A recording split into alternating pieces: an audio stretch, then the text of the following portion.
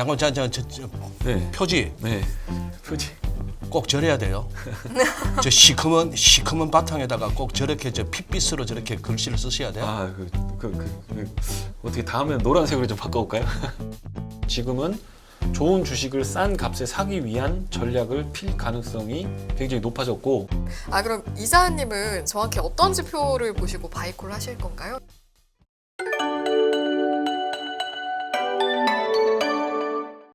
아니 근데 지난번에 네.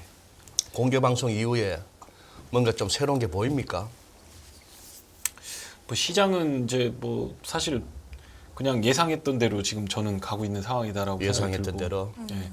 그리고 제가 한 3개월 전부터 이제 갑자기 유명세를 타면서 이쪽 저쪽 방송에서 막 나오라고 하더라고요. 네.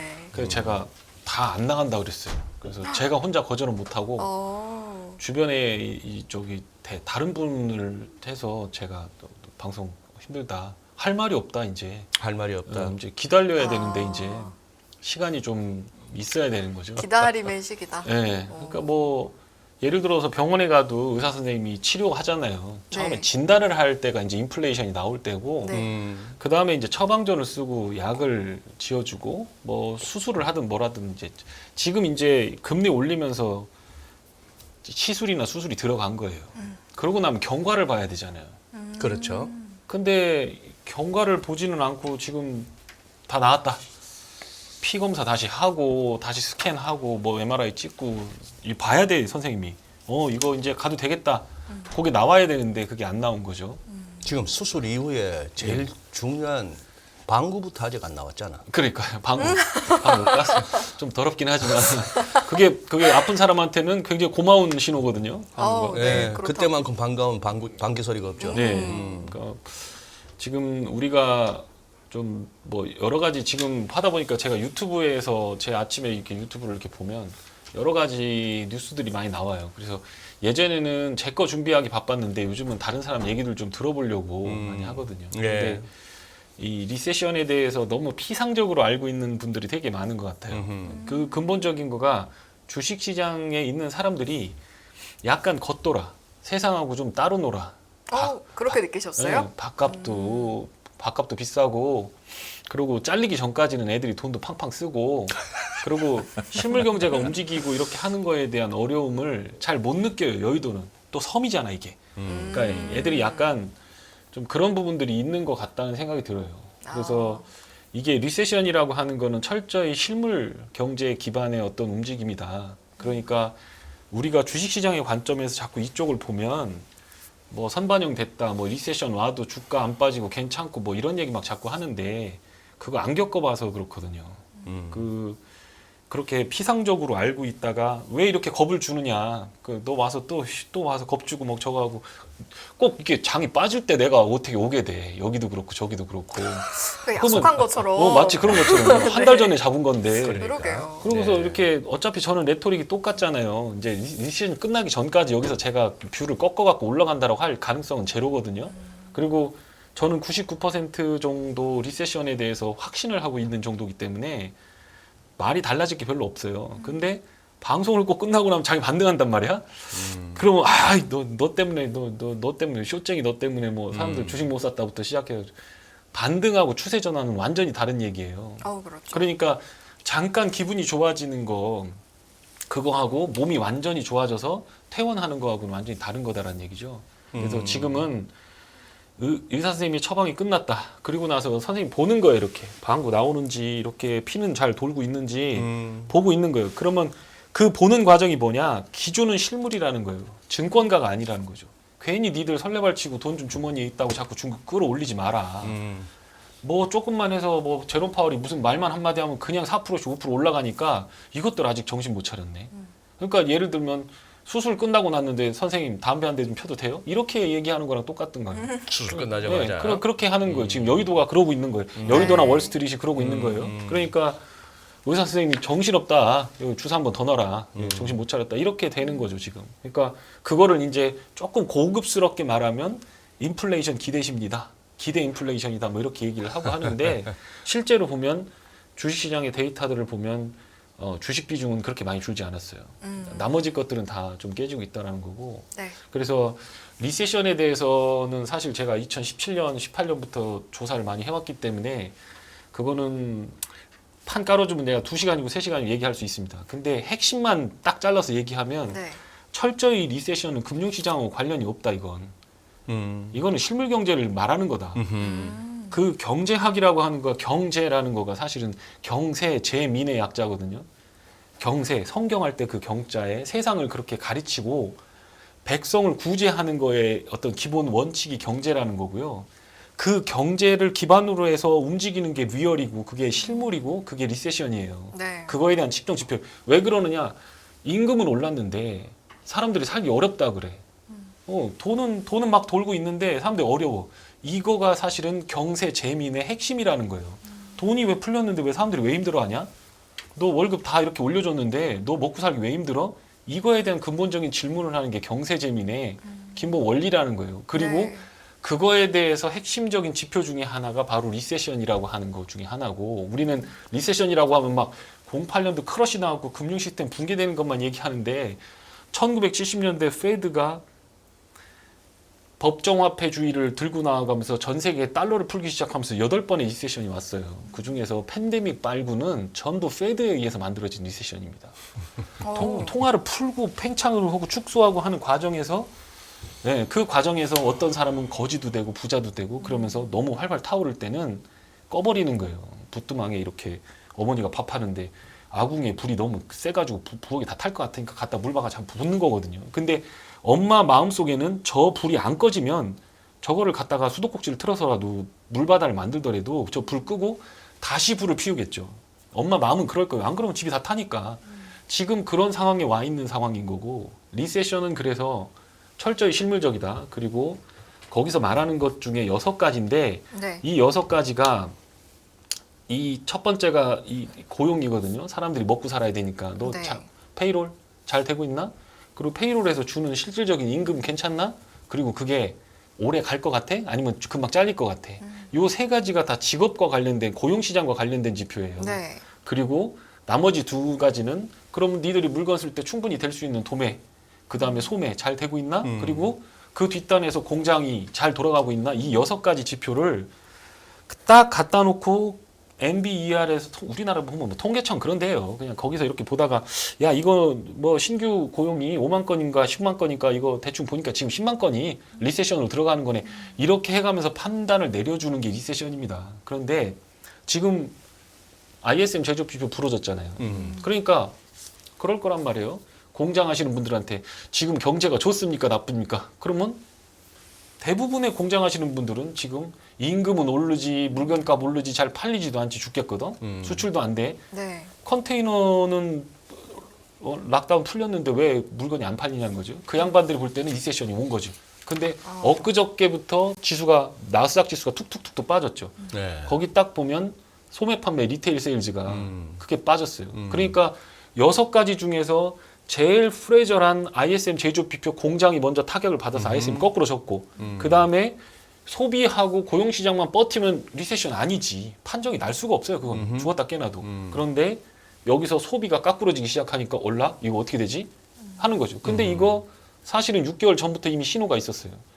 지금은 잘 먹고 잘 쓰고 있지만 앞으로 향후 전망에 대해서는 이미 팬데믹 레벨 이전보다도 더 못하게 심리, 시장을 내다보는 심리가 이미 앞으로 소비 안 좋아질 거다라고 하고 있는 건데 그게 눈으로 지금 확인된 거예요. 11월 달 지표가. 그래서 12월 달, 1월 달로 가면서 더 어려워진다. 그러니까 이제부터는 누가 어렵다고 하냐, 리세션이라고 하냐. 저기 이마트에서 일하시는 분들이나 뭐 이런 분들 물건 안 팔려요. 유통해야 되니까 소비, 세일. 그러니까 아마존이나 월마트 이런 애들의 주가가 지금 어떻게 되고 걔들 실적이 어떻게 되는지를 보면 소비가 어떻게 부러지는지 알 수 있죠. 그리고 나면 그 다음 맨 마지막이 뭐냐. 리세션의 가장 큰 난관이 남은 게 뭐냐. 그게 고용시장이거든요. 네. 그 원래는 기존에 레거시로 한다면 실업률을 봤어요. 4주 이동평균으로 잠깐만. 6개월치. 잠깐만. 우리 칠천 강혜연 선생. 칠천이 아예 호가 됐어. 지금 급하게 오시느라고 지금 막 마음이 급해가지고 물 한 잔 하셨걸. 네. 자 일단 찬차에 갑시다. 지금 자료 오늘 갖고 오셨는데 잠깐 네. 표지. 네. 표지. 꼭 절여야 돼요. 저 시커먼 바탕에다가 꼭 저렇게 저 핏빛으로 저렇게 글씨를 쓰셔야 돼요. 어떻게 다음에는 노란색으로 좀 바꿔볼까요? 하다못해 글쎄 노란색 아무도 내게 이별하는 법을 가르쳐 주지 않았다. 네. 어느 강스러운 자의 무슨 회상했는데 예. 지낸 말이 아니면 진짜 어느 강스러운 자가 저 말을 했어요. 아니 그냥 상상한 거예요. 그냥. 지금 상상. 이렇게 생각하고 있을 거다. 이별하는 법을 가르쳐 주지 않았다. 예. 시장을 떠나고 정리하는 거에 대해서 이제 강세가 막 좋았잖아요. 그거 먹었으면 챙겨야지 그거 갖다가. 근데 계속 거기다 또 때려 박잖아요. 챙기고 이별했어야 됐는데 예. 이별하는 법을 가르쳐주지 않았다. 사는 법, 브레이크 밟는 법을 모르고 엑셀 밟는 법만 배운 거죠.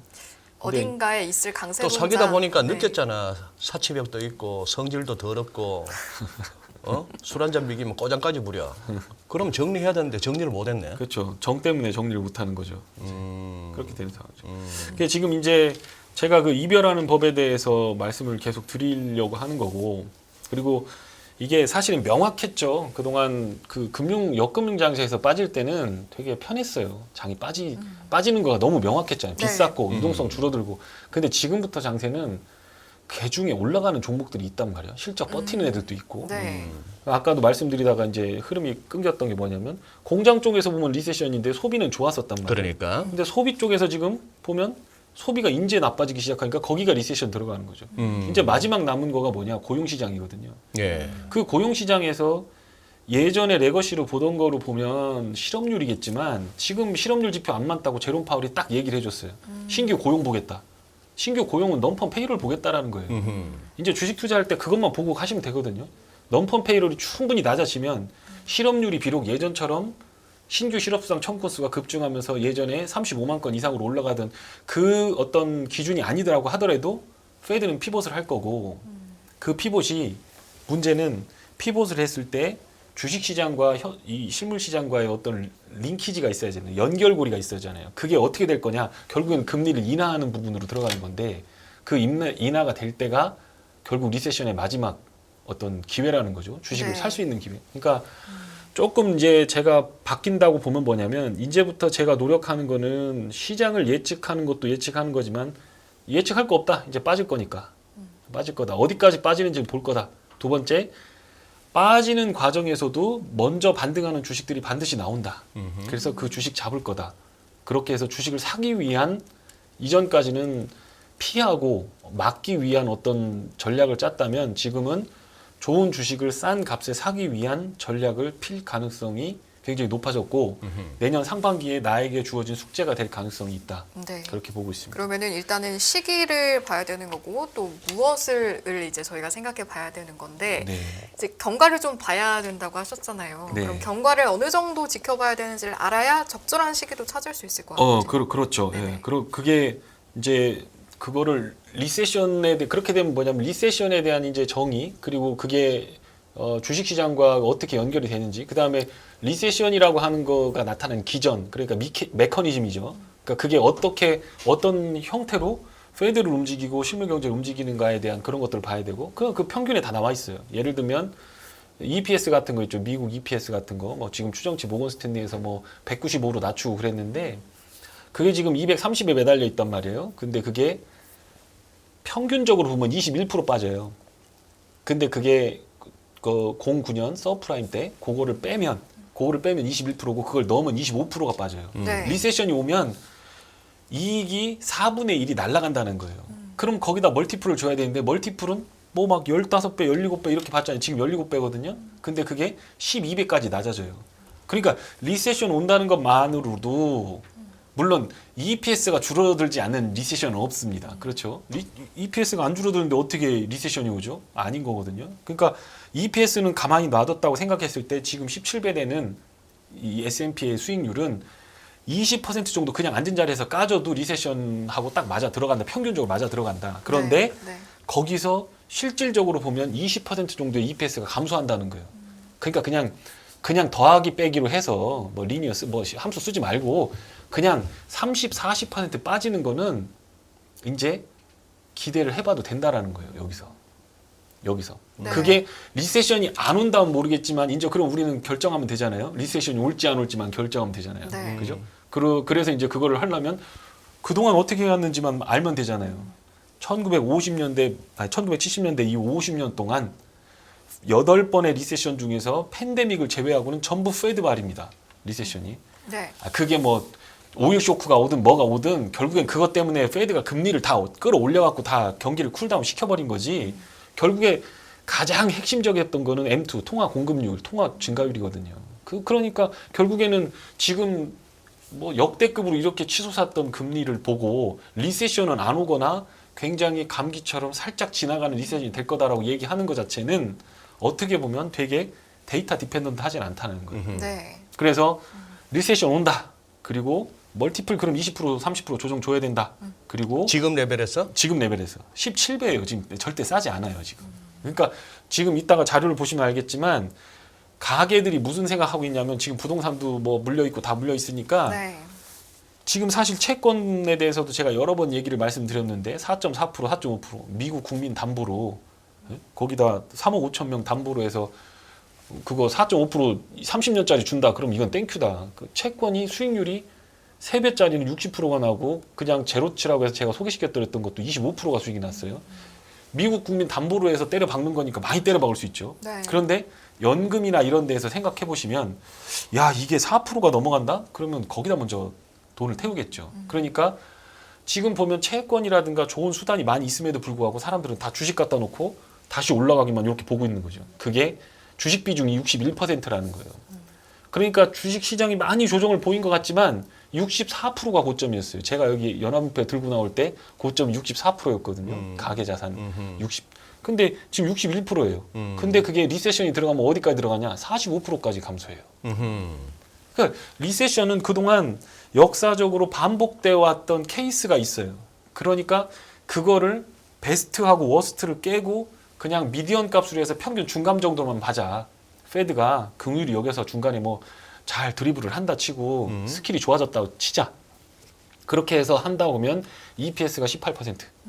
감소한다. 18%. 근데 지금 빠진 거가 5% 빠졌어요. 그러니까 13% 더 빠져야 돼요. EPS가. 그러니까 230이니까 23 정도니까 뭐 저 모건 스탠리가 보는 게 195를 보는 게 그래서 그렇게 한 것 같아요. 평균 잡아서. 그렇게 하고 멀티플 자체는 자 리세션을 그냥 편하게 얘기하자고 편하게. 지금 싼 게 이렇게 많은데 리세션이 왜 오냐라는 막 이렇게 얘기하거든요. 이거에 보면 되게 합리적이잖아요. 네? 합리적이잖아요. 근데 결론부터 말씀드리면 싼 게 많은데 살 돈이 없는 게 리세션이거든요. 못 사는 거예요. 기본적으로 저는 싸다는 거에 대해서도 100% 동의 못해요. 그렇죠. 그냥 이렇게 다들 고점 대비 싸대. 그거는 고점 너무- 대비 싼데 고점은 버블이 엄청나게 끼었던 거고 그렇죠. 지금 싸져서 이제 버블이 조금 끼어 있는 거예요. 그렇죠. 이 버블까지도 꺼져야 돼. 그러니까요. 예. 예. 그러니까 이게 우리 좀 짬이 되는 사람들은 이게 이렇게 얘기하면 이제 그게 이제 그렇구나라고 얘기하고 그럴 수 있구나라고 얘기하거든요. 왜냐하면 예전에 이제 경험을 해봤던 게 아니까. 근데 지금 좀 뭐랄까 이제 경력이 좀 짧으신 10년 미만 이런 분들은 경험을 전혀 안 해본 일이거든요. 이게. 그러니까 어렵다. 그리고 이런 것들이 있어요. 예를 들면 제가 드리는 말씀 한번 생각해 보시면 이렇게 주가가 막 올라가는 차트들은 다 정배열이라고 돼 있습니다. 주가가 맨 위에 있고 5일선이 그 밑에 있고 11선, 21선 다 이렇게 돼 있습니다. 자, 주가가 올라간 종목들은 100% 다 그렇게 돼 있으니까 이건 법칙입니다. 그렇죠? 그렇게 수학적으로 안 될 수가 없어요. 거꾸로 뒤집혀 있는 주가 오르는 차트는 없어요. 그렇죠. 예. 근데 이거를 살짝 뒤집어 버리면 정배열 됐으니까 주가 올라간다. 그러면 그게 끄트머리가 틀어진 거예요. 성경 말씀에서 보면 2단이야. 2단 애들도 성경책 갖다 놓고 얘기하거든요. 결론은 뭐냐? 네 돈 다 갖고 와. 가서 빛과 소금으로 살아라. 예수님 말씀 듣고 행복하게 살아라 해야 되는데 그거 하지 말고 너 여기로 들어와. 네 돈은 다 나한테 바쳐. 끝이 다른 거거든요. 이게 거꾸로 뒤집어 버리면 이렇게 되는 거거든요. 주가가 올라가는 건 정배열이지만 정배열 된다고 해서 그 다음날 주가가 올라가진 않아요. 역으로 뒤집으면 그게 안 된다라는 거예요. 지금도 마찬가지예요. 리세션이 오면 100% 시장은 빠집니다. 안 빠진 적 한 번도 없어요. 리세션 오는데 주식시장이 버티나요? 그런데 요즘 뭐라고 하냐면 주식시장 멀쩡하잖아. 올라가는 거 있잖아. 리세션이 그런데 와? 거꾸로 뒤집은 거지. 인과를 바꿔버린 거예요. 결론을 바꿔버린 거예요. 차트가 정배열이니까 그 다음날 주가 올라간다고 하는 거랑 지금 주가가 멀쩡하니까 리세션 안 온다고 하는 거랑 똑같은 거예요. 이건 실물 시장. 이게 있고 나서 겉도는 증시의 흐름 속에서 저점을 정확하게 잡아야 우리가 고통은 좀 덜한 채로 스무스하게 리세션을 넘어갈 수 있는데 그 리세션에 대해서 뭘 생각하든지 간에 아직 부동산도 안 터졌지. 기업체 부실도 안 터졌지. 소비 침체도 안 왔지. 그리고 뭐 지금 현실적으로 보면 시중들에 돌아다니는 돈들을 보면 적지 않단 말이에요. 근데 페드는 그걸 보고 있다는 거죠. 그 돈 내가 뺏을 거야 라고 얘기하고 있는 거죠. 그래서 이제 그 부분에 대해서 나이브하게 생각하지 않으셨으면 좋겠다. 그럼 자, 상식적으로 생각해 보자. 2700에도 주식사라고 했죠. 저는 2700에도 팔으라고 한 놈입니다. 2100에도 반등은 하지만 거기다 빚내서 때려박지 말라고 했거든요. 네. 요거들 먹을만 하죠. 400포인트 올랐으니까 그렇다고 쳐. 그렇다고 하는데 자, 2700에서도 열심히 주식했는데 여기서 2500 넘어가서 주식하면 안 돼요? 2500 넘어가고 시장 다 돌려놓고 주도주 나오고 섹터들 잘 돌아간 다음에 그때 돼서 주식을 해도 늦지 않다라는 거예요. 그런데 아직 의사 선생님의 경과 보고서가 나와서 이제 가서 축구공 해도 축구공 차도 됩니다. 밥 먹어도 됩니다 하는 그 결과 보고서가 안 나왔는데 왜 자꾸 환자복을 벗으려고 하냐는 거지. 6개월이나 1년만 기다리면 아주 안전한 상태, 최저점으로 돼서 뭐 주식을 최고 싸게 잡아서 10배 잡자는 얘기가 아닙니다. 위험하니까 하지 말자는 얘기지. 잘못해서 여기다 돈 밀어넣었다가 잘못되는 상황이 오게 될 수 있으니까 그러면 고통스러우니까 하지 말라는 얘기지. 지금 시기적인 부분에서 6개월이나 1년 뒤에는 적어도 위험하진 않다. 그렇죠. 왜냐하면 금융정책의 효과가 발휘되는 게 지금 3월부터 한 거가 9월부터 네네. 나오기 시작했고 본격적으로 9월부터 돼서 지금 1분기 지난 거예요. 6개월 지나서 내년 3월 말 돼야 이제 어떻게 되는지 알고 정말 중요한 거 12월 말 되면 회계사분들이 와갖고 다 측정한단 말이에요. 이거 이놈들 현금 말랐네? 이거 안 되네? 이거 재무제표 이상한데? 이러면서 내년에 딱 발표되면 그 3월 되면 어느 정도 정리가 되고 은행 이렇게 찾고 보고 야 니들 이거 했는데 이거 좀 주고 이거 좀 하고 그러면 그때는 좀 안전하게 주식을 할 수 있다는 거죠. 그래서 지금은 시간이 필요하다 그런 생각이 좀 들고 네. 이제 인플레에 대해서 얘기할 필요가 없다. 저 자료 준비도 안 해왔어요. 인플레가 뭐 어떻게 되고 뭐 잠깐만. 네. 지금 화면에 우리 강의사 얼굴하고 수염만 나오니까 좀 밋밋해요. 자료도 준비해 오셨어요. 자, 지금 저 페이지에 네. 결론 페이지에 저 게이지라는 게 이제 경기 침체가 왔나 안 왔나 뭐 이런 걸 따지는 어떤 척도인데 네. 리퀴디티, ISM, 레이버 마켓은 알겠는데 P는 뭐예요? 멀티플, P 멀티플. P 멀티플. 네, 프라이스 어닝. 오케이. 예. 그리고 그다음 슬라이드 좀 넘어가면서 좀 네. 공부 좀 하는 듯이 한번 해봅시다. 네. 리세션은 아까 지금 뭐 거의 한 20분 동안 말씀드렸으니까 네. 이렇게 한 거고. 자, ISM 제조업 지표입니다. 여기 파란색으로 보이는 게 ISM 제조업 지표거든요. 이게 저 우리가 뒤져서 잘 안 되고 이거 전부 돈 주고 사서 보는 데이터죠. 요거는 인터넷에서 따왔어요, 제가. 인터넷에 있어요? 네, 구글링 해가지고. 오케이. 하면 나옵니다. 막 열심히 찾으면 돼요. ISM 제조업 지표가 이렇게 움직입니다. 그리고 노란색은 기준금리예요. 이렇게. 예. 그리고 이렇게 50으로 옆으로 그어놓은 건 ISM이 51대를 그어놓은 겁니다. 네. 자, 그리고 요 세로줄 같은 경우는 화살표가 이렇게 돼 있죠. 이렇게 제가 체크해오고 동그라미 쳐온 요거는 뭐냐면 ISM이 경기가 좋다가 쭉 빠그러지면서 50 이하로 내려올 때를 말합니다. 50 이하로 내려갈 때. 그럴 때 밑으로 쭉 내려와 한번 보시죠. 여기 보면 기준금리가 어떻게 되고 있습니까? 결국 인하로 돌아서네. 이내로 돌아서죠. 네. 근데 지금은 좀 더 올려야 된대. 더 올리잖아요. 역사상 유례 없는 짓을 하고 있어요, 페드가. 안 하던 짓을 하고 있어요. 안 하던 짓을 한다. 이게 잘못하면 스태그가 오는 거죠, 이게. 아니 스태그라고 하면 또 여기다 막 썸네일 막 스태그 막 이렇게 붙을 것 같은데 그러지 마. 피디님 그거 아닙니다. 저 멀리서 피디님이 미소를 짓고 계세요. 스태그. 네. 그러니까 지금 뭐 이걸 통해서 뭘 느낄 수 있냐면 페드가 스텝이 꼬였다. 얘들 자기 작동 원리를 스스로 부인하면서 뭔가를 하고 있다라는 거예요. 그리고 그 핵심 타겟이 목표가 어디겠느냐? 바로 고용 시장이라는 거예요. 제가 여기다 안 갔다 왔는데 고용 시장이 만병의 근원입니다. 뱃살하고 똑같아요. 의사 선생님이 얘기할 때. 네? 뱃살 찌면 와우. 뭐 고혈압에다 뭐에다 막 당뇨다 고지혈증이다 막 생긴다고지. 그 뱃살처럼 무서운 게 이 바로 이 그거라는 거죠. 네. 고용 시장이 활황이 되면 우리가 뭐 취업하면 어머니 아버지 내복 사주고 그러고 나서 뭐 저축 계좌부터 트고 뭐 그렇죠. 이렇게 하잖아요. 그런데 네. 미국은 가서 차하고 집부터 지르죠. 3개월짜리 영수증만 있으면 다 할 수 있습니다. 공짜로. 30년짜리 끊어갖고 이렇게 할 수 있습니다. 근데 그 고용이 너무 활황이면 경제가 조절이 안 되고 인플레가 오는 거죠. 그래서 그것에 타겟을 맞추고 있다. 경제 시스템을 이해해야 된다라고 하는 거고요.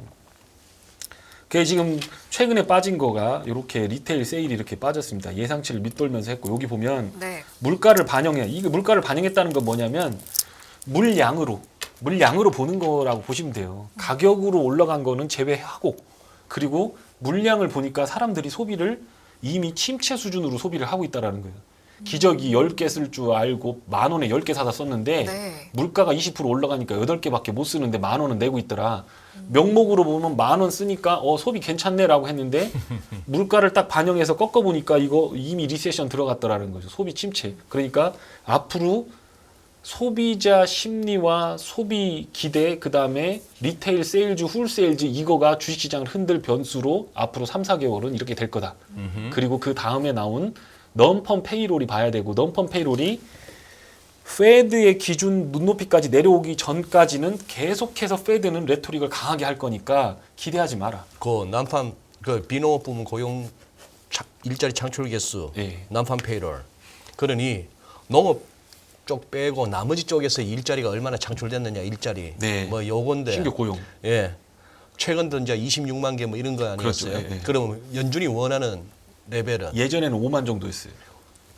근데 지금은 다를 수 있어요. 그거를 이제 결정하는 게 연준이 의사결정하는 거죠. 지금 뭐 인구수가 어떻고 뭐 이민자가 어떻고 저거 하니까 거기서 알아서 다 계산해서 대충 얘기해줘요. 이쪽 되면. 그리고 요번에도 친절하게 다 얘기해줬어요. 실업률은 너무 늦다 레깅이. 제롬 파월이 자기 이름으로 얘기했거든요. 예. 그래서 넘펌 페이롤 볼 거다. 다 알려줘요. 페이롤이. 여기 보면 그런데 정신 못 차리고 지금 펀드에다가 지금 돈 다 넣고 있잖아요. 주식으로. 다 바치고 있는 거거든요. 이렇게 보시면 여기가 이제 닷컴 버블 때인데 이렇게 보시면 이렇게 주가가 이렇게 빠지잖아요. 이렇게 빠지면서 주식 비중이 좀 내려가야 돼요. 이렇게 보면 대충 리세션이 오면 40% 여기 46%, 45%이 정도 되잖아요. 아하. 네, 그런데 완전히 ቃ꾸러지면 크래시가 오면 30%까지 빠지는데 그러면 지금부터 반토막 나야 된다는 거거든요. 근데 그렇게까지는 아니더라도 지금 이게 요 지금 61%에서 있던 비중이 지금 64%였다가 61%로 내려온 거죠. 그럼 파란색이 S&P 500이고 예, 밑에가 노란색이 주식 비중입니다. 주식 비중. 가계에. 예. 가계 주식 비중. 예. 네. 그래서 그게 좀 내려와야 된다. 아직 주식을 좀 그렇게 하고 있다. 그리고 이제 대출 관련된 거 이게 수도꼭지가 잠기고 있는 게 보이시죠? 이렇게 위쪽으로 올라가면 대출이 어려워지는 거예요. 그러니까 강화하는 거예요. 그러니까 이건 기업 부분이거든요. 은행들이 네. 기업 대출에 대해서 나 좀 별로 안 좋게 봐. 나 강화할 거야. 안 줄 거야. 대출 잘 안 줄 거야. 하면 올라가는 겁니다. 요거는 이제 거꾸로 그려놨는데 밑으로 되면 가계에 대해서 컨슈머에 대해서 어떻게 할 거냐. 자동차 뭐 하고 집 사고 뭐 대출하고 카드 쓰고 하는 사람들 밑으로 내려오면 이거는 안 좋아지는 겁니다. 네. 까다롭게 한다는 거예요. 잘 안 빌려준다. 네. 일반 네. 가게에. 신용카드 한도 줄여버린다는 거예요. 심플하게 생각해서 그렇게 내려버린다는 거죠. 네. 그렇게 네. 되는 거죠. 그러니까 위에 있는 페드 기준금리가 이렇게 올라가기 시작하니까 그것도 이렇게 따라서 조여진다라고 하는 겁니다. 그래서 실제로 보면 지금은 디맨드에 의해서 수요가 막 땡겨지면서 인플레가 나온다. 그거 걱정할 게 없어요. 인플레는 무조건 잡혀요. 페드가 이렇게 목줄을 잡아챘는데 초크를 걸었는데 인플레에 대해서 얘기할 건덕지가 없어요. 이제는 그게 사람이 죽지 않고 살아 넘어오는 거예요. 목을 졸랐는데 기절하지 말아야 돼. 리세션 오지 말아야 되는 거예요. 이 초크가 딱 이제 기가 막히게 숨만 붙어있게 하다가 딱 살아나야 돼. 딱 해야 돼. 그게 뭐냐. 리세션이 안 오고 통과하는 거거든요. 네. 그럴 가능성이 거의 없어. 힘이 너무 세거든 얘가. 초크에 이게 감각이 없어 그냥.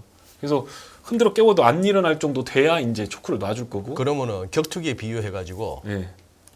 초크가 들어왔어. 예. 죽갔어. 예.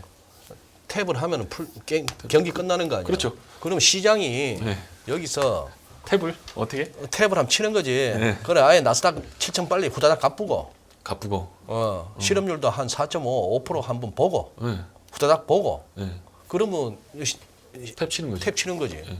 실업률은 0.3%나 0.4% 올라가기 시작하면 역사적으로 페드가 피벗을 나왔어요. 0.3%, 0.3 내지 0.4% 포인트. 네. 그러니 지금 3.7이니까. 3.7에서 4나 4.1만 가도 네.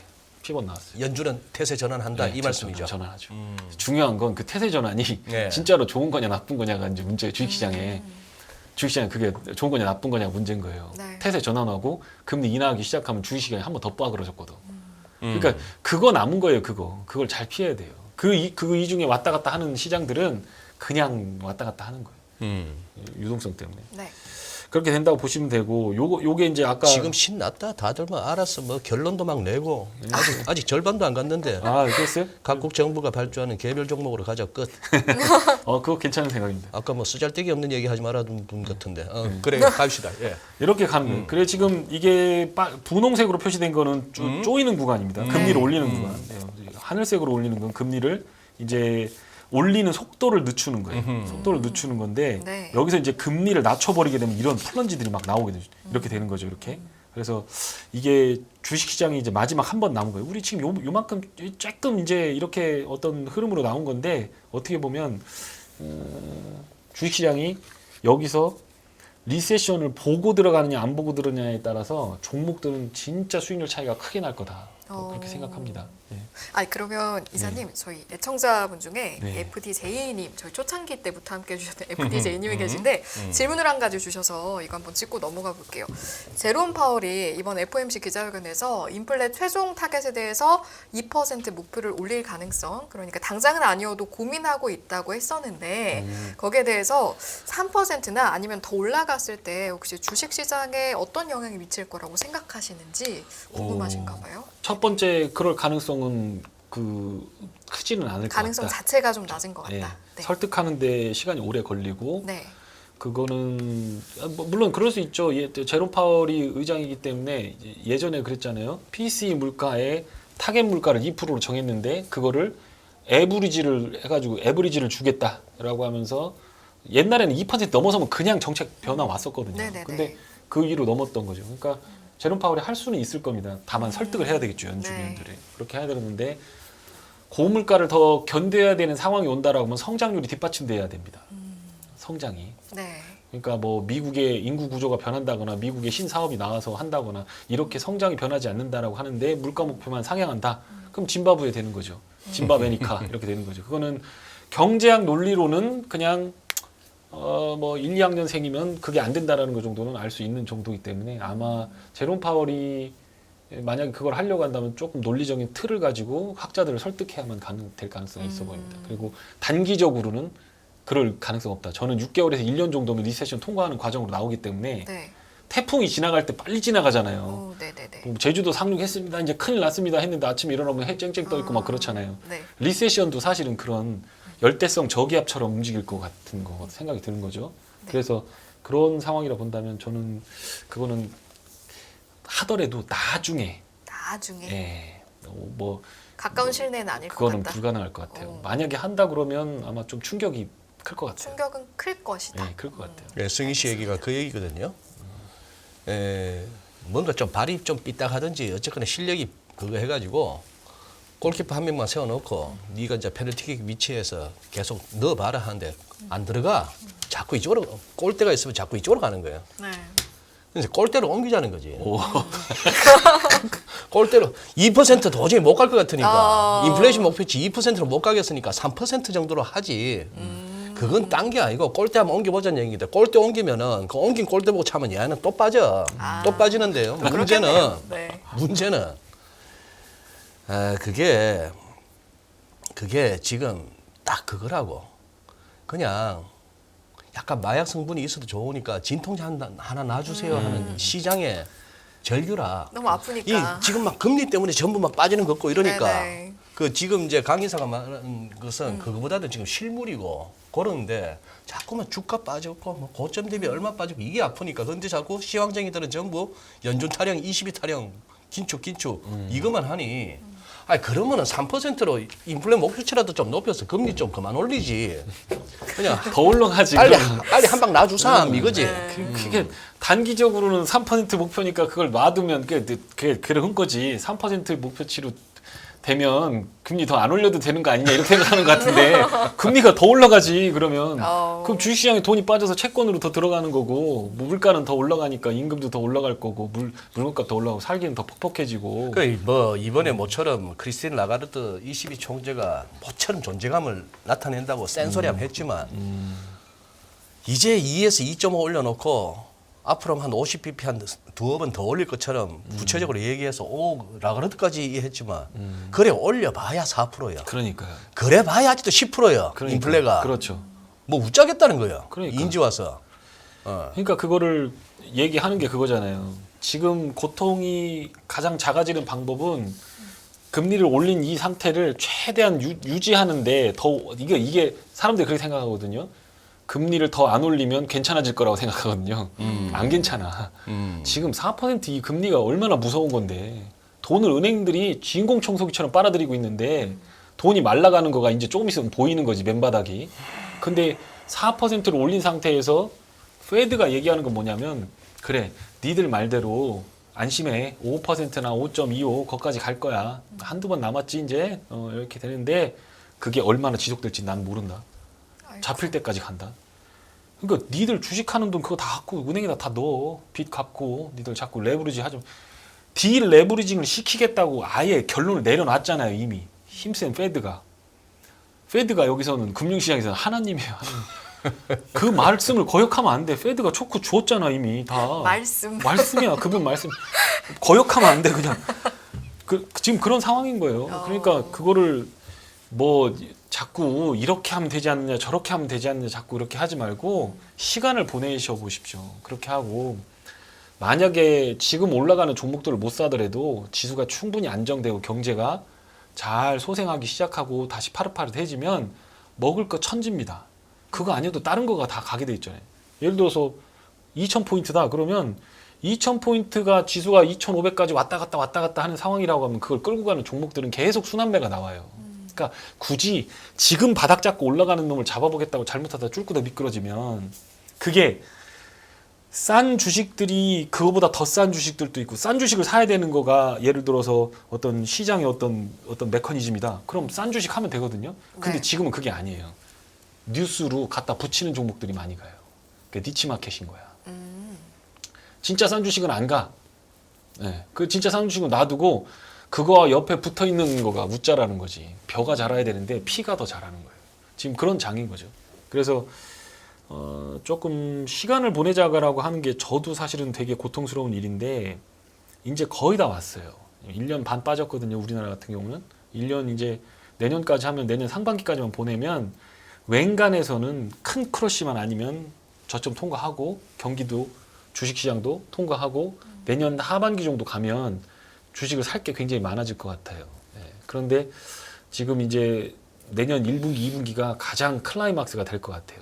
뭐 지금 갑론을박 되게 많잖아요. 리세션 온다 안 온다부터 시작해갖고 네. 리세션 온다고 해도 주식시장은 된다 막 이런 소리 하고 있고 있잖아요. 근데 네. 그게 그게 정말 그런지는 나스닥이 이제 전 저점을 깨고 내려가서 뭐 7,000원 아니더라도 9,000, 8,000 넘어갈 때도 그런 소리가 나오는지 한번 보자고요. 그때 돼서도. 왜 그러냐면 이쪽 비싼 거가 무너지게 되면 싼 것들은 가만히 있을 것 같잖아요. 지금 다우존스처럼. 00년도에도 그랬어요. 다우존스 멀쩡했고 한국은 주식 오르기도 했어요. 근데 나스닥이 계속 끌어내리면서 같이 플런지가 나오고 바닥 같이 잡았거든요. 네. 그러니까 지금 다우존스 버티는데 다우존스 하면 되는 거 아니냐. 원래 그래요. 빠질 때는 실적이 탄탄한 애들은 버티고 있기 때문에 버텨요. 그러다가 나중에 다운턴이 나오면 같이 빠지거든요. 항상 그랬어요. 다우존스 또 들어가서 다우존스가 좋다고 들어가서 다우존스 딱 폈지만 또 시총 순위로 또 해놓은 거 1등이 또 애플이네. 또 애플 살라.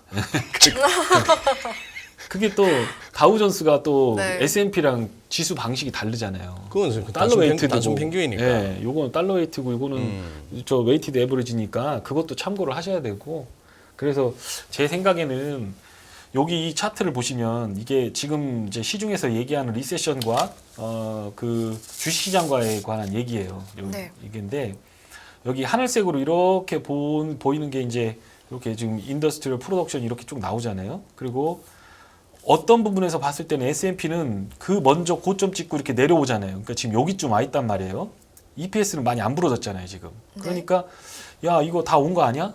여기서 지금 그러고 있는 거예요. 근데 리세션은 어디서 끝나냐면 리세션은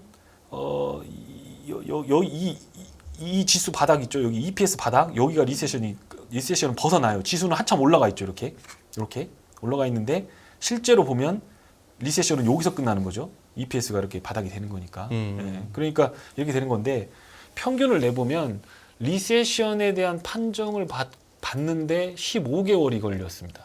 예. 하고 나서 예. 그리고 증시는 그거보다 6개월 먼저 반등을 했습니다. 그리고 그 반등 폭이 60%입니다. 그러니까 바닥에서 60% 지수가 올라와야 리세션 판정 나오는 거예요. 그러니까 리세션 나왔다라고 하면서 리세션에 대한 증거가 보이기 시작하면 그때는 주식을 사야죠. 그러니까 지금 조심해야 되는 거예요. 리세션이 아니잖아요. 네. 그러니까 지금은 리세션이 안 보이니까 주식을 사야 될 때가 아니라 매우 조심해야 될 때인 거죠. 그리고 ISM 제조업 지표, 소비 지표 무너졌지만 리세션 판정이 나오는 거는 결국에는 실업률이기 때문에 그 네. 실업률 지표를 딱 보고 아 이쯤 되면 리세션이 깊이 들어갔구나라는 걸 파고 거기서 주식 사 모아야죠. 그러니까 주식을 사기 위해서 지금은 리세션을 보셔야 됩니다. 주식을 사기 위해서. 네, 그러면은 답답하네. 살 돈이 없다니까 물려가지고. 그렇죠. 예. 6개월 있으면 더 없을 거예요. 아이고. 돈 끌어다녀야 돼. 6개월 있으면 돈이 더 없죠 이제. 돈 끌어당기라고? 예, 그럴 수밖에 이 금리에? 그럴 수밖에 없죠. 근데 그 금리가 비싼 이유가 돈이 없으니까 비싼 거잖아요. 은행권에서 안 되면 또 결국 저쪽에 가서 각서 하나 쓰고 해야 되잖아요. 네, P2P 하고 뭐 응? 그렇게 각서까지요? 뭐 2개 중에 하나는 떼겠다면 콤파 이런 거까지 하면서 네. 채팅방의 요한님은 그럼 이사님은 정확히 어떤 지표를 보시고 바이콜 하실 건가요? 이게 궁금하신 건가 봐요. 그 실업률 볼 거예요. 실업률 보고 실업률. 데이터들 다 있어요. 계속 제가 한 말씀하시던. 400채 이제 갖고 있고 저 여태까지 역금융 잠세 시작하는 작년 인포맥스 우리 네. 우리 예.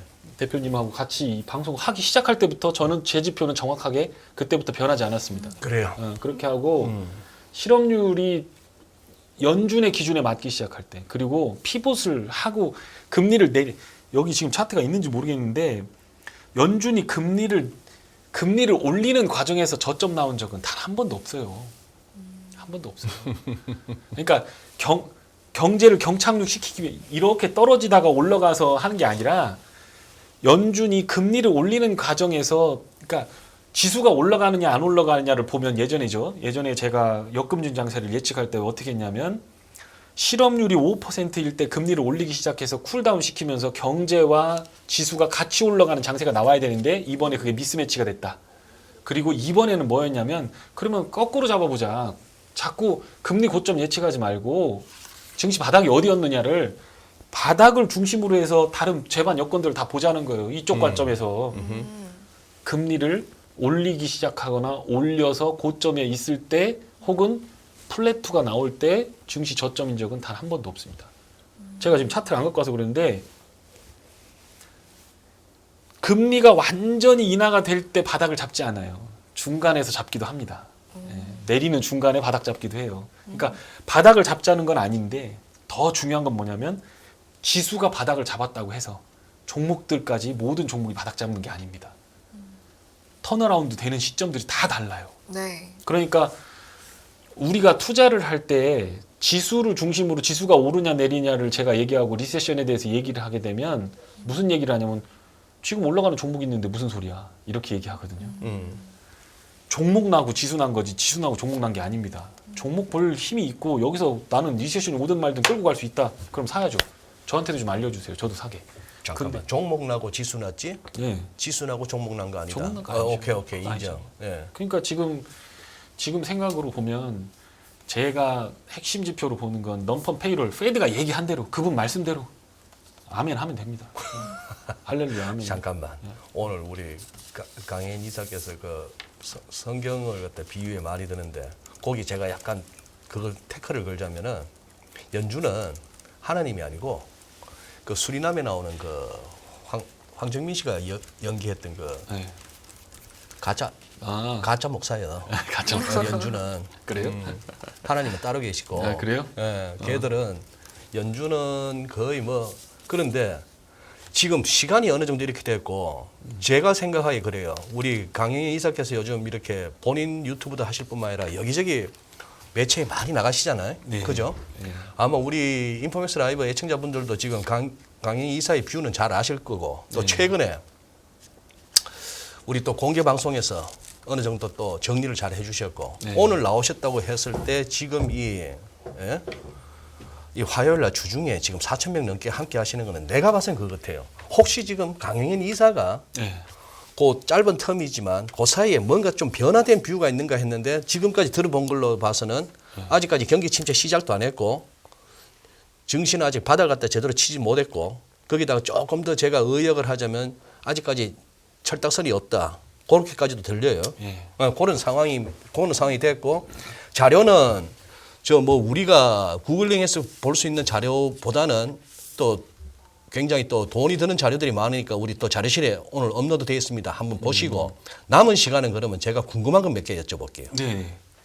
예, 그러시죠. 지금 그러면은 지금 이제 하도 산타 찾다가 산타가 안 오니까 이제 음력으로 올 거라 이런 얘기도 있어요. 그건 이제 우리 시황쟁이들이 흔히 하는 말로 해만 바뀌면 1월 효과 기대하다가 1월 달에 장이 자라놓으면 이번 1월 효과는 금년에는 음력으로 옵니다. 이런 거 했는데 이제 산타랠리도 음력으로 올 거래. 그런 상황인데 음력. 지금 말이에요. 지금 그러면은 만 88인데 저점은 지난 10월 13일 날 CPI 나오던 날 1088인데 나스닥 기준으로 예. 지금 오늘이 지금 얼마야? 1546이야. 그러면 결국 이제 한 400포인트 남짓이야. 400포인트 남짓인데 이건 나스닥 400포인트는 요즘 같으면 하루에도 갈 수 있어요. 예. 잡아지면. 네. 오를 때도 400~500포인트 오를 수도 있고 우습게 된 시장이 돼가지고 지금 그러면은 당장 뭐 얼마 안 남은 12월 할 것 없이 그냥 1월쯤 갔어도 이게 연초에 소위 말하는 제뉴얼 이펙트 뭐 세술은 세부대에 기관들도 막 새로 시작했는데 뭔가 해야지 해서 연초에 좀 이렇게 올라가는 거 그거 기대해봐도 될 것 같아요. 아니면 연초부터 이렇게 전저점 깬다고 보세요.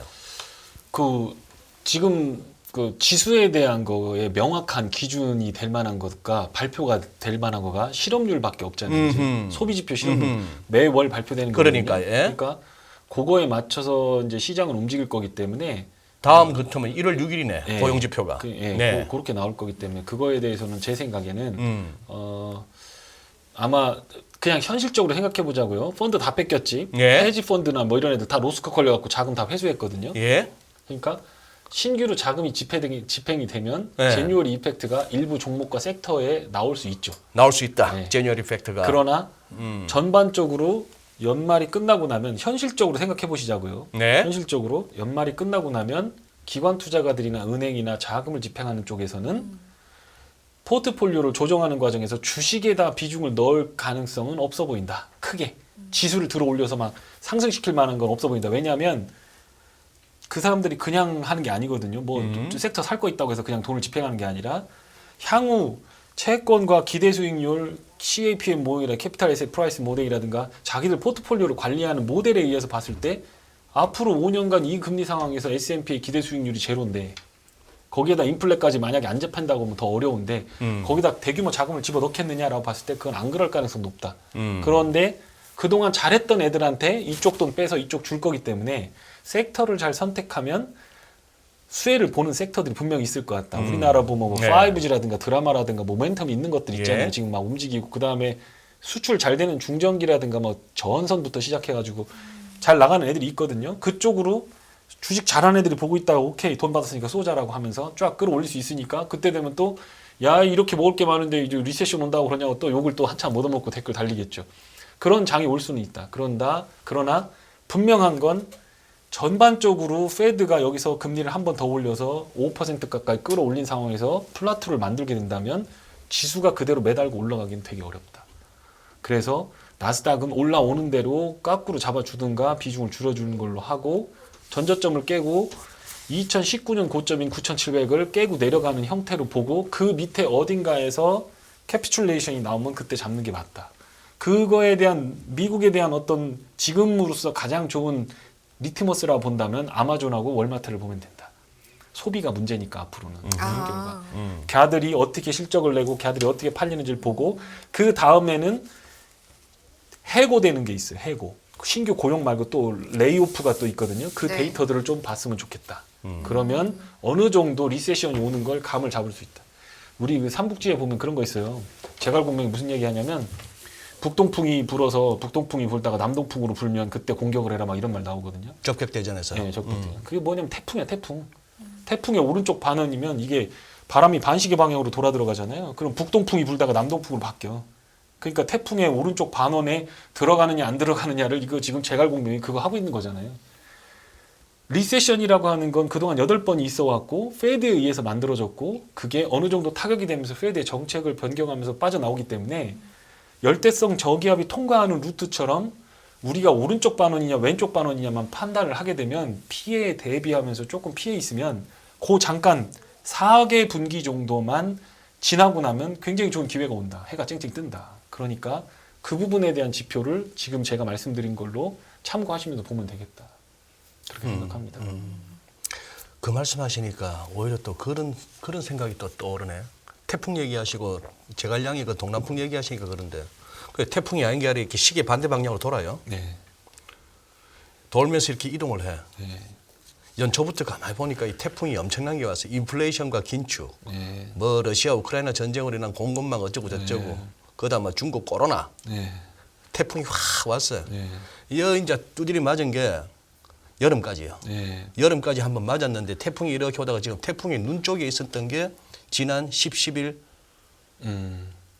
두 달 같아. 고요했던 거죠. 예. 그 태풍이는. 근데 지금 태풍이 또 살살살살 이동하다가 또 이렇게 해서 이제 살살 바람이 부는 느낌이 지난주에 감지되는 거예요. 그렇죠. 그것도 때로 나와가지고. 그러니까요. 연중부터 해갖고 22 BOE 뭐, 그다음 이제 오늘 BOJ까지. 예. 그래 나왔는데. 그러면 지수 뭐 좋아. 종목 있고 지수 있지. 지수 있고 종목. 애플 어떻게 보셔? 애플 솔직히 좀 비싸다고 생각해요. 애플이 보면 나머지 250개 기업 합친 거하고 지 혼자하고 똑같잖아요. 그러니까 회사는 좋은데 그러니까 뭐 모르겠어요. 애플을 투자해서 얼마를 벌려고 하냐. 대체 애플이 지금 시가총액이 그렇게 큰데 50% 먹으려고 하면 나 같으면 채권 산다. 4% 넘어서면 30년물이든 25 플러스든 장기 채권 국제 ETF 사도 50%는 먹는다. 근데 안전하지 않느냐 이게. 애플은 빠질 수도 있고. 그러니까 앞으로 먹을 자리를 봐야지. 지금 갖고 있으면서 빠질 거냐 안 빠질 거냐. 그거는 우리 전문가가 얘기할 뭐 그건 뭐 시간 낭비다. 그러나 다만 한 시대를 풍미했던 아성을 쌓았던 그 어떤 종목들이잖아요. 테슬라부터 시작해 팡만 이거 있잖아요. 팡만 TM인데 걔들이 추가적으로 다시 끌고 시장을 올라가는 건 반등일 거다. 이거를 10년마다 기술적인 파동을 이렇게 만들어 본다고 하면 쭉 갔다가 이들이 쭉 빠지고 다른 산업들이 또 올라가는 그런 흐름들이 나와야 우리가 나스닥에 투자하는 10배, 100배짜리 그런 주식들이 나오지 않겠나 그런 생각이 들고 그런 건 뭐 에너지 구조전환이라든가 UAM이라든가 뭐 우리가 지금 충분히 연구하진 않았지만 향후 애플이나 테슬라가 될 것들을 이번 리세션이 통과하고 나면 잡아보는 게 낫지 않겠나. 오케이. 그러면은 생각합니다. 예. 우선 바깥 먼저 얘기하고 남은 시간 또 우리 것도 얘기해. 자, 지금 시방 같이 막 움직이는데 중앙은행들이 같이 긴축으로 막 움직이는데 그렇죠. 예. 여태 뭐 하다가 이제 와서 또 갑자기 바빠졌어요. 나 20인이 이번에 골 때렸어요. 쟤들 왜 저래 싶더라고. 예. 그런 상황이고 BOJ는 과연 언제 움직일까 해넘기고 아니면 구르다 퇴임하고 싶었는데 도저히 그때까지도 못 기다리는 거고 오늘 사실 실질적인 금리 인상이에요. 그렇죠. 25bp. 예, 그렇죠. 그런 상황인데 이 와중에 그럼 달러는 내년에 어찌 되는 것 같아요? 일단 틀렸어요. 달러 많은데 저는 원래 1,440원에서 인버스를 찍었어요. 우리나라 달러 인버스를. 왜 환율 떨어지는 쪽으로 배팅을 했다? 네, 배팅했어요. 그래서 이제 달러를 가지고 있는 거에 포지션에 대한 리스크를 줄였는데 1340원 해지해 버렸어요. 1340에서 네, 그래서 딱 100원 빠지고 네, 정리하셨구만. 정리했어요. 다시 네. 올라갈 줄 알았어요. 근데 그거에 대한 근거는 뭐였냐면 우리나라가 달러가 부족할 거다라고 생각했어요. 왜냐하면 삼성하고 하이닉스가 달러를 많이 못 벌어온다고 생각했거든요. 그래서 이제 조선소가 버는 거는 우리나라 채울 수가 없고, 그리고 부동산 문제가 터지게 된다면 은행권에서 달러 부족 문제가 생길 수도 있겠다라는 생각을 했는데, 그거에 대한 정보가 많이 부족해서 그냥 제가 추론해서 그렇게 했는데, 지금 환율이 1280원 갔기 때문에 제가 달러에 대해서는 정확하게 모르겠지만 분명한 건 저 일본 쟤들이 달러 다시 흡수하기 시작하면 그럼 또 재밌어진다. 그럼 되게 재밌어질 것 어떤 같다. 부분이 재밌어질까요? 일단 국채를 던져서 올 거 아닙니까? 일단 그렇지 않을까요? 미국 국채를 던지거나 하고 해외 투자 자산을 다 빼가지고 이쪽으로 들어오지 않을까요? 일본으로 예, 일본의 그 많은 기관 투자자를 비롯한 일본의 부자들이 네. 일본의 전주들이 그렇죠. 투자금을 회수하지 않을까 이런 생각이 들죠. 그러면은 어떻게 보면 엔화가 강세가 되는 거에 대해서 대체로 들어가 있는 달러 인덱스 바스켓에서 보면 엔화 강세만큼 달러 인덱스가 내려가는 게 맞기는 한데, 네. 맞기는 한데 실제로 미국 국채를 집어 던지면 또 국채 금리는 올라갈 거고, 그러면 달러 강세 요인이 되는 거. 이게 헷갈리단 말이에요, 환율이 어떻게 될까. 근데 중요한 건 여기서 100원 정도 더 빠진다고 보고 그러면 1180원이 되는 거거든요. 그거는 보고 대응을 하겠지만 저는 밑에 방향보다는 윗 방향으로 가는 게 사실 보입 편향이죠. 달러를 갖고 있으니까 올라가는 게 나는 좋다고 생각하거든요. 그리고 리세션이 오게 되면 그런 부분이 한번 나올 것 같은데, 제가 아주 강하게 봤던 것 중에 하나는 유럽이 뭉개질 것 같았어요. 사실은 유럽이 안 좋을 것 같았어요. 그런데 유럽 살아났잖아요. 유럽 지수 멀쩡하거든요. 그러니까. 근데 그게 보시면 그 팬데믹 풀린, 그러니까 관광이 재개되고 비행기 트래픽 늘어나면서 유럽은 다 관광으로 먹고 살잖아요. 그때를 기점으로. 네. 네. 그러면서 유럽 경제가 살아났어요. 걔네는 우리처럼 막 삼성전자 휘청하면 물건 못 팔아서 안 되는 게 아니고, 그냥 다 자영업자들이 그냥 이렇게 파스타 팔고 그래서 사는 거잖아요. 그렇게 해서 먹고 살잖아요. 그러니까 결국에는 그걸 좀 잘못 해석한 것 같다, 제 생각에는. 그런 생각이 들고. 그래서 BOJ가 어떻게 보면 돈을 빨아들이는 거가 자기들 인플레를 잡고 자기들이 긴축을 하는 거 이제 늦게 합류를 했는데, 그게 어떻게 보면 컨틴전시한 문제점이 될 수도 있겠다라는 생각이 들고, 그러려면 자산 처분도 해야 되고 막 매각도 해야 되고, 근데 채권하고 주식만 파는 게 아니라 부동산이나 이런 것들도 막 매각하고 할 텐데, 그 과정에서 어떤 흐름을 만들어 갈지는 한번 봐야 된다. 정확하게는 환율에 대해서는 정확히 모르겠지만 좀 몰랐으면 좋겠다. 본인이 얘기한 듯이 달러 롱 포지션 들고 있는 사람이 보유 편향이 있다. 네, 그렇죠. 예. 자, 그러면 이제 시간이 다 됐으니까 마지막 하나. 요거는 강의사 한번 오늘 오시기로 돼 있어 갖고 꼭 하면 주고 싶었는데, 요새 국내에서 일단 2차 전지 하도 2차 전지 나발을 불어 가지고 우리 개인들이 많이 들어가 계셨는데, 또 그러고 나서 여지없이 또 물려져. 네. 최근 들어가신 분들은. 거기다 요새는 또 리튬이란 용어가 안 들어가면 또 행세를 못 하더만. 그렇죠. 자, 요 부분에 대한 판단 한번 듣고 싶어요. 네, 그건 뭐 할 얘기가 되게 많은데 2차 전지는 저도 많이 보고 있고, 오늘 조금 사봤어요. 저도 2차 전지 낙폭이 컸기 그러셨어요? 때문에. 네네. 근데 테슬라가 안 끌고 가면 2차 전지가 가겠느냐. 주가만으로 봤을 때는 네. 테슬라가 버티고 올라가는 게 좋다. 그리고 내년도 생산량 부분에서 1, 2분기는 안 좋을 거다. 그러니까 LG 에너지 솔루션 이런 쪽은 안 좋을 가능성이 있고, 오버행 이슈들, 락업 물량도 풀리는 부분들도 분명히 있기 때문에 수급적으로 조금 단기적으로는 어려울 수 있겠다. 리튬이나 뭐 니켈 관련된 수혜주 뭐 이런 것들 보면 실제적으로 보면 너무 고평가된 부분들도 분명히 있으나, 포스코 계열의 일관 생산 체제는 멀리 보고 베팅을 해볼 만한 가치는 있다. 비싸지도 않고 포스코 케미칼, 포스코 홀딩스 이런 것들은 네. 괜찮을 것 같다, 이런 생각이 들고, 다만 그동안 고평가와 성장에 대한 대가로 고평가를 받았던 에코비엠, LNF 뭐 이런 것들 있죠. 양극재, 전구체, 양극재, 뭐 양극재 만드는 것들. 네. 그런 애들은 조금 한 발짝 떨어져서 조금 더 기다려 보시는 게 나을 것 같다. 그리고 잘 생각해 보십시오. 캐펙스 투자를 막 해야 되잖아요. LG 에너지 솔루션이 막 자기 돈 태워가지고 막 하는데, 거기다가 양극재를 대는 애들 입장에서 봤을 때 이게 너무 비싸잖아요. 그러면 자체 내재화 시켜버려요. LG 화학이 LG 화학도 있고 LG 케미칼인데 걔들 저거 할 수 있는. 그러니까 얘들은 더 낮은 생산 단가를 높이기 위해서, 만들기 위해서 계속 증설을 해줘야 되는데 증설할 현금이 그렇게 많지는 않아요. 그러면 캐펙스 투자를 하기 위해서 채권을 갖고든가 유상증자를 해야 되죠. 근데 멀티플 40배야. 그럼 누가 채권을 빌려줘요? 멀티플 40배인데 네. 뭐 현금 많이 없고 그러면 버는 이익에 비해서 그러니까 결국에는 유상증자 해가지고 채권 조달 자금 조달하거나 BWCB로 자금 조달할 가능성이 상당히 높다. 그래서 네.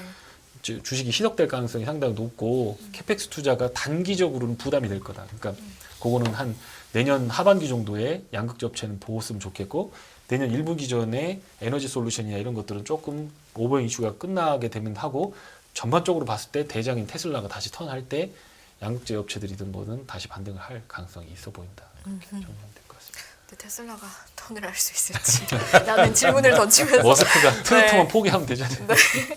얼마 전에 투표도 했던데 네, 일단 저희 그러니까요. 마무리할 시간이 됐으니까 네, 질문을 하나 던지고자 했지만 이거는 또 다음에 모실 때 여쭤보는 걸로 하겠습니다. 자, 오늘 1부 이 시간은요. 유진투자증권의 강영현 이사님과 함께했습니다. 잘 네, 들었습니다. 고맙습니다.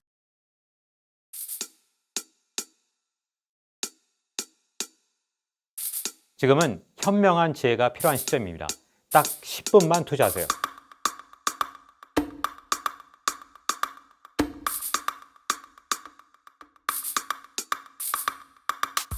제 영혼을 갈아 넣었습니다. 다음이 뭔지 궁금하지 않으세요? 이제는 더 이상 늦출 수가 없습니다.